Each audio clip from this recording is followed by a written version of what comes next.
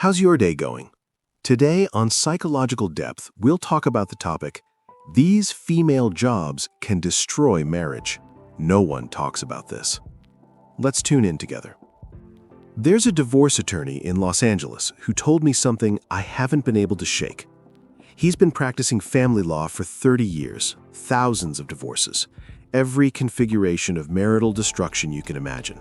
And he said that over time, he started noticing patterns that had nothing to do with the things people think cause divorce. Not communication, not money, not infidelity specifically, something else. He said, "Tell me what she does for a living, and I can predict with uncomfortable accuracy how the marriage will unfold." At first, I thought he was being cynical, reductive, looking for simple explanations where complexity actually ruled. But then he started listing correlations, specific professions that showed up disproportionately in his caseload, specific patterns of marital breakdown that aligned with specific career paths. Not perfect correlations, nothing in human behavior is perfect, but strong enough that he'd started mentally categorizing clients the moment they told him their wife's occupation. Today, we're going to have a conversation that almost nobody has publicly. The relationship between female profession and marriage stability. Not because women shouldn't work, not because careers are bad, but because certain professional environments shape people in ways that make long-term partnership difficult. Because certain jobs select for traits that conflict with marital success, and because men entering relationships deserve to understand what they are actually choosing when they choose someone whose daily life involves specific pressures, temptations, and psychological exposures. This isn't about judgment, it's about pattern recognition. And patterns, uncomfortable though they may be, contain information that can protect you from pain. Let me start with the foundational principle. Environment shapes personality more than character resists it. We like to believe that people are who they are, that character is fixed, that the woman you marry will remain the woman you married regardless of external circumstances. This belief is comforting and largely wrong. Human beings are adaptation machines. We adjust to our environment constantly. Our beliefs shift to the beliefs around us. Our behaviors calibrate to what's rewarded and punished in our context. Our sense of normal is determined by what we're exposed to daily. You become like the 5 people you spend the most time with, not as metaphor, but as psychological reality. Exposure shapes us. Environment wins. This matters for marriage because her job is her primary environment. 8 hours a day, 5 days a week, for years. That's not a minor influence. That's the dominant force shaping who she becomes. The people she works with, the stories she hears, the behaviors she witnesses, the values her context rewards. All of this accumulates into beliefs, expectations, and patterns that she brings home to you. Men evaluate women based on how they seem at the moment of evaluation. But you're not marrying the moment, you're marrying the trajectory. And the trajectory is largely determined by the environment she inhabits daily. If that environment pulls her away from what makes marriage work, your marriage will eventually reflect that pull. Let me talk about beauty industry environments, because this is where the pattern is most visible. Hair salons, nail shops, spas, esthetician studios. These are environments where women gather, where they talk. And what do they talk about? Relationships, specifically relationship problems. The salon chair is a confession booth. Women vent about husbands who disappoint them, about boyfriends who cheated, about marriages that feel dead, about all the ways men have failed them. Now, imagine your wife is the one hearing these confessions daily for years. What happens to her psychology? She absorbs the negativity. Not consciously, she doesn't choose to believe that all men are bad, but the repeated exposure creates a statistical impression. Man after man in these stories is disappointing, cheating, failing. Her sample is biased. She's hearing the complaints, not the successes. But her brain doesn't correct for sample bias. It just accumulates data. And the accumulated data says men are the problem. Men disappoint. Men cheat. Men fail. This is emotional contamination. Other people's problems become her worldview. She starts watching you through a lens shaped by 1,000 women's complaints. She starts seeing patterns that confirm what she's been absorbing. You do something mildly annoying, and it triggers template recognition. You're just like all the others. The baseline trust that marriage requires gets eroded by exposure to distrust she didn't generate herself. And there's another layer, the comparison layer. She hears about the husband who bought his wife a Mercedes, the boyfriend who took his girlfriend to Paris, the man who sends flowers every week. She hears about the best moments of other relationships, the performative highlights, while living the mundane reality of her own. And over time, she starts wondering, why isn't my husband like that? Why don't I get what she gets? The comparison isn't fair. She's comparing your average to their peak. She's comparing your Tuesday to their anniversary. But fairness doesn't matter when comparison is constant. The drip of other women have it better accumulates into dissatisfaction that has nothing to do with your actual quality as a partner. Let me talk about jobs with constant male attention, because this creates a different problem.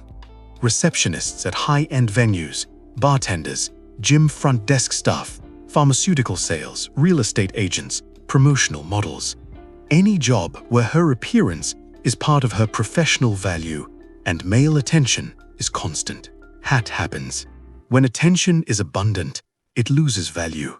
The thing that should feel special, a man showing interest, finding her attractive, becomes background noise.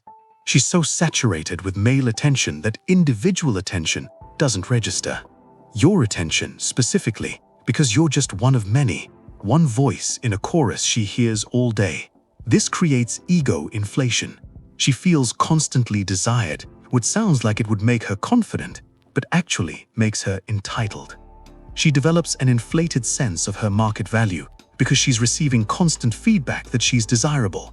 But the feedback is skewed. Men hit on women at work without serious intent, testing casually, shotgunning attention, and she interprets casual interest as genuine demand. The result? She becomes harder to satisfy. Your appreciation doesn't feel significant because appreciation is her baseline. Your desire doesn't feel special because desire is what she experiences from everyone. You're not a man who chose her. You're just another man in a sequence of men who all chose her. And a man who's just one of many doesn't inspire the commitment that a man who feels uniquely special inspires. There's also devaluation that happens when attention is abundant. Each individual source of attention loses weight, including you. You become just her husband, just one option among many. She doesn't fear losing you because losing you doesn't feel like losing much.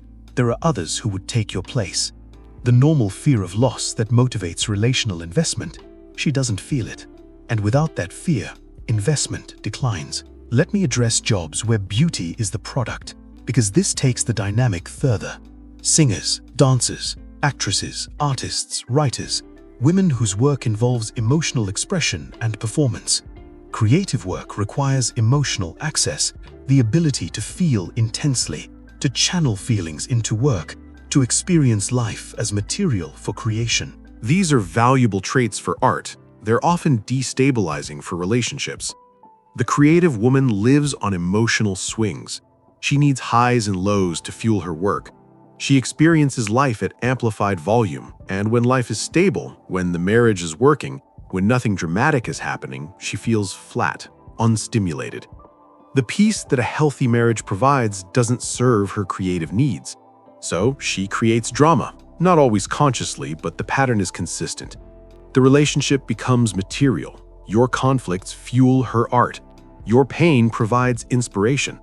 The stability you're trying to build feels like creative death to her. She needs the emotional chaos you're trying to eliminate. And there's the performance dynamic. Her life becomes a show. She's always on, always presenting, always creating narrative. You become a character in her story, rather than a partner in your shared life. Your relationship gets processed through her creative lens, until it's unclear what's real and what's performance. Is she actually upset, or is this an emotional exercise? Is this genuine connection, or is she rehearsing? Many men married to creative women describe the same experience. They never know what's real. They're constantly wondering whether they're in a relationship or in a production. The instability that makes her artistically vital makes her relationally exhausting. Let me talk about jobs with physical intimacy, because the boundaries blur. Massage therapists, personal trainers, physical therapists, spa service providers, fitness instructors who do one-on-one work. Any profession where her hands are on bodies or bodies are close to hers. These professions require physical contact that in other contexts would be intimate, touching, closeness, bodies in vulnerable positions. Professional ethics create boundaries, but boundaries aren't walls, they're lines, and lines can be crossed. The risk isn't that she'll definitely cross them. The risk is that the proximity to intimacy normalizes what would otherwise feel transgressive. The 100 clients she touches professionally desensitize her to touch. The physical closeness loses meaning. And when physical closeness loses meaning, the barrier between professional contact and inappropriate contact erodes. Men in these clients' positions are also pursuing her. Not all of them, but some. The personal trainer whose client becomes flirtatious. The massage therapist whose client pushes boundaries. She's experiencing low-grade sexual approach constantly, wrapped in professional context that makes it harder to reject cleanly. Every week, men are testing whether the professional boundary is actually firm. And here's what men at home don't see. She's in a constant environment of physical approach and attraction. Even if she never crosses a line, she's swimming in water that makes crossing easier than it would be for someone in a normal office job. The opportunity is constant, the desensitization is gradual, and opportunity plus desensitization plus time equals risk. Let me address high-powered business careers, because this creates different issues. Executive women, entrepreneurs, high-earning professionals, women who've prioritized career above everything else and succeeded. These women have developed traits that work in business but corrode in marriage. Independence, self-sufficiency, unwillingness to depend on anyone, competitive orientation, prioritization of winning.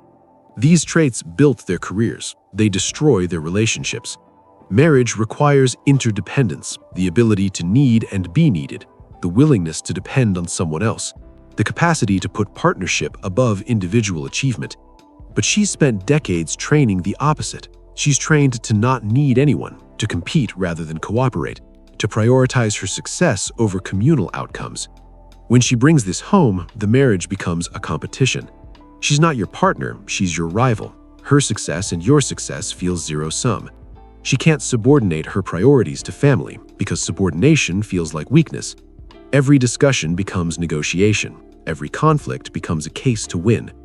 The cooperative spirit that makes marriage function is alien to her professional programming. And there's the family deprioritization.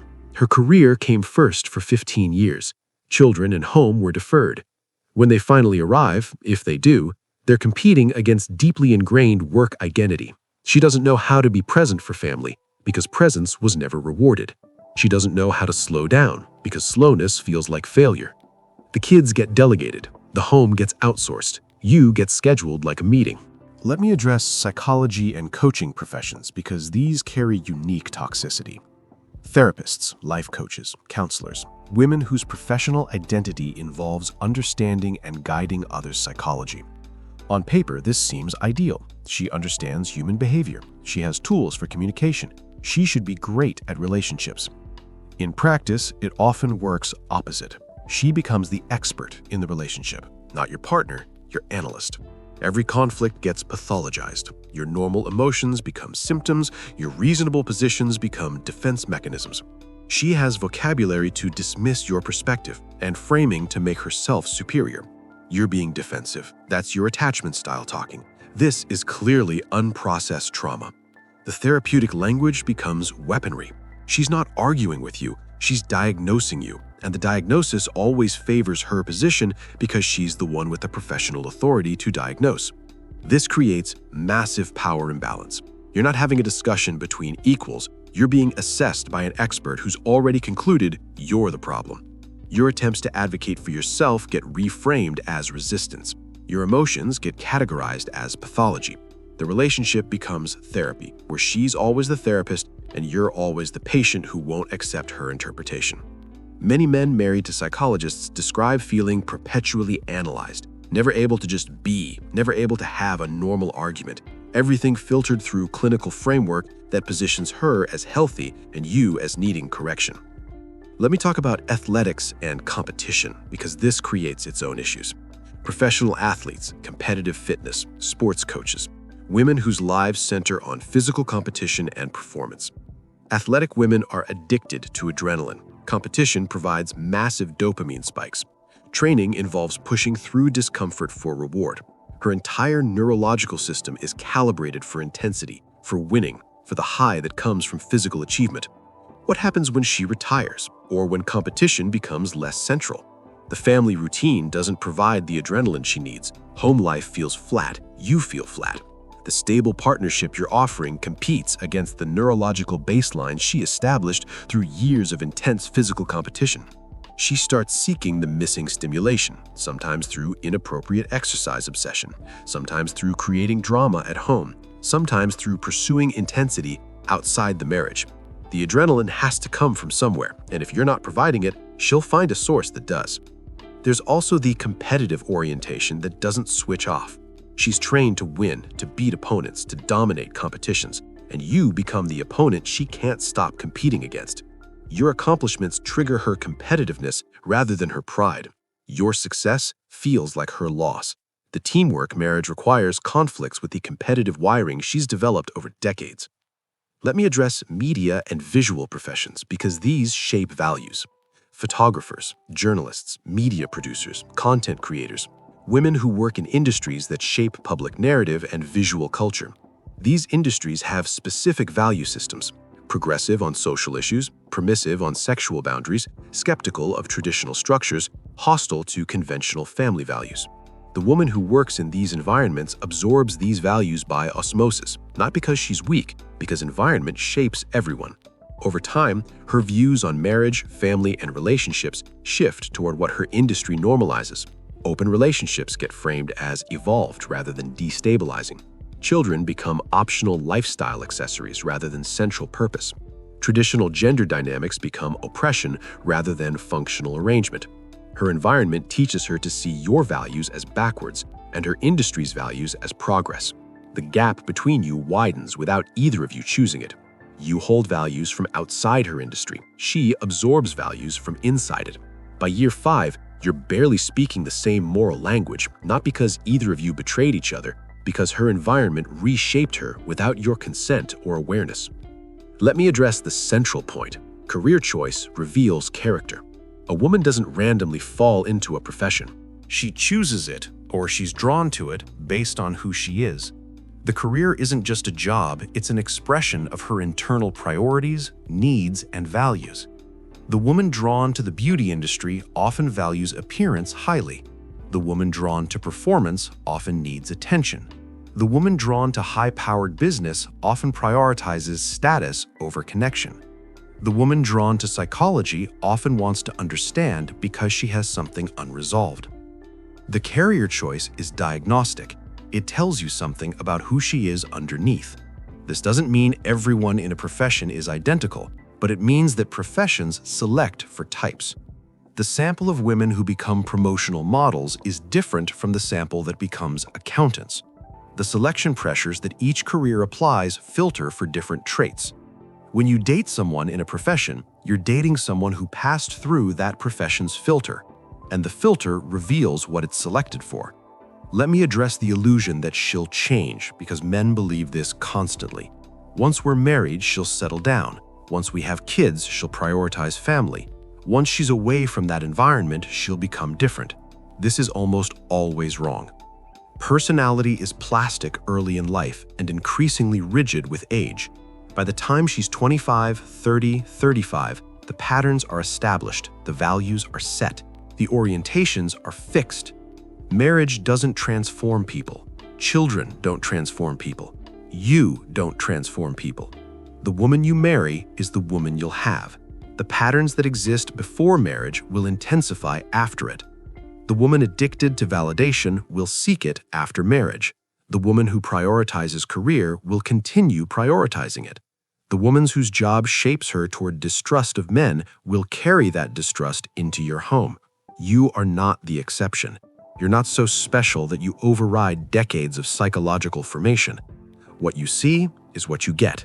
What you don't see will reveal itself after commitment makes exit costly.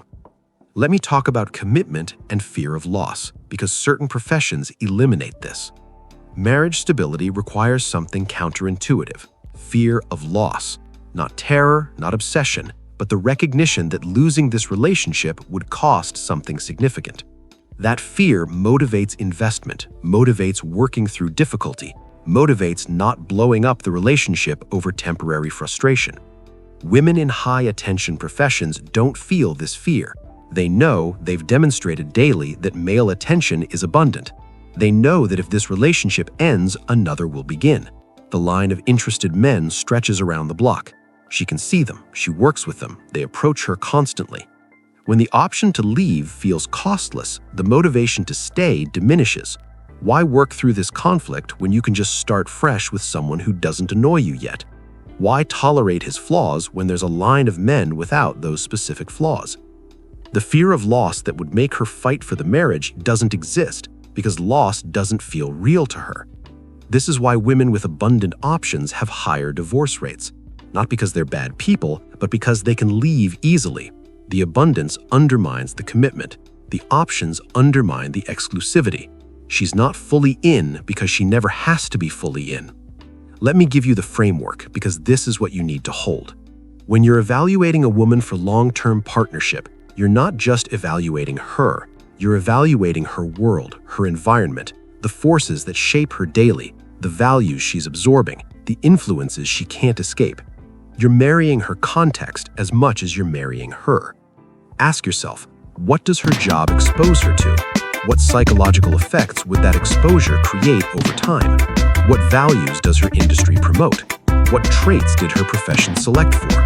What will she become through years of continued exposure? These aren't fun questions. They feel clinical, unromantic, judgmental. But marriage isn't a romance movie. It's a decades-long partnership. And decades of environmental influence will shape her, regardless of how she seems right now. The woman standing before you today is the woman shaped by yesterday's environment. The woman you'll be married to in 10 years will be shaped by the next decade's environment. Know what that environment is. Let me provide practical guidance, what to actually evaluate. First, assess her daily exposure. Who does she spend her working hours with? What stories does she hear? What behaviors does she witness? What's considered normal in her context? This is the water she swims in. And fish don't notice water, which means she doesn't notice how it's shaping her. Second, assess her attention environment. How much male attention does she receive daily? What has that done to her expectations? Can singular attention from you possibly compete with the volume she receives professionally? Is she satiated or is she hungry? Because satiated isn't available for what marriage offers. Third, assess her values alignment. What does her industry believe about relationships? Fourth, assess her priorities revealed by choice. Why did she choose this profession? What does that choice reveal about what she values? What need is the career meeting? Is that need compatible with what marriage requires? Fifth, assess her current patterns. Is she already showing signs of the risks her profession creates? Validation-seeking, comparison-driven dissatisfaction, competitive orientation toward you? Trust it. Patterns don't improve with marriage, they intensify. Let me close with the frame I want you to hold. This isn't about saying certain women are bad. It's about saying certain environments create certain risks. The woman is not her profession, but her profession shapes her. The person is not their environment, but environment wins long term. The character you see today is not immune to influence. Character adapts to context. When you choose a partner, you're choosing to merge your life with everything that shapes hers. Her job isn't something she does from 9 to 5. It's the dominant environmental influence on who she becomes. The exposures, the values, the daily reinforcement of certain patterns. All of this comes home with her. All of this shapes your marriage. All of this determines outcomes that seem mysterious until you trace them back to their source. Men get blindsided by marriages that deteriorate. They don't understand why she changed, why she became dissatisfied, why the comparison and competition emerged, why the validation seeking increased, why the commitment diminished. They don't trace it back to the 8 hours a day she spends in an environment specifically designed to produce exactly these outcomes. I'm not saying avoid all women in these professions. Some navigate these environments without being shaped negatively. Exceptions exist. Strong character can resist environmental pressure, though not forever and not without support. What I am saying is, understand the risks. Weight them appropriately. Don't be naive about what you're accepting when you accept someone whose daily life involves specific psychological pressures. The divorce attorney I mentioned, the one who predicts outcomes based on profession, he's not a pessimist, he's a pattern recognizer. He's seen enough data to know that certain inputs produce certain outputs, and he's trying to share that pattern recognition with men who haven't yet accumulated the data themselves. Consider this a similar effort. I'm sharing patterns that predict outcomes, not guaranteeing outcomes. Patterns, strong correlations based on how environment shapes people and how shaped people function in marriages. You can ignore the patterns, many men do. They believe love conquers all, that she's different, that his relationship will be the exception. Some of them are right, most of them aren't. The patterns exist because they describe how things usually go. Usually isn't always, but usually is what you should bet on when you're making decisions that will define the next 40 years of your life. Choose wisely, evaluate thoroughly, and understand that you're not just choosing a woman, you're choosing everything that shapes her. Her profession is near the top of that list. It deserves your attention before you commit your life. I have more content on partner selection, on evaluating relationship probability, on understanding the factors that actually predict marital success. Links in the description if this resonates. For now, tell me in the comments, what patterns have you observed? What professions have you seen create relationship problems? What did you wish you'd known before you committed to someone whose environment was working against your marriage? Share the patterns so others can learn before they pay the price you paid. That's it for today. Look beyond the person to the environment that shapes them. Understand that environment wins. And remember, you're not marrying who she is today. You're marrying who her context is making her become.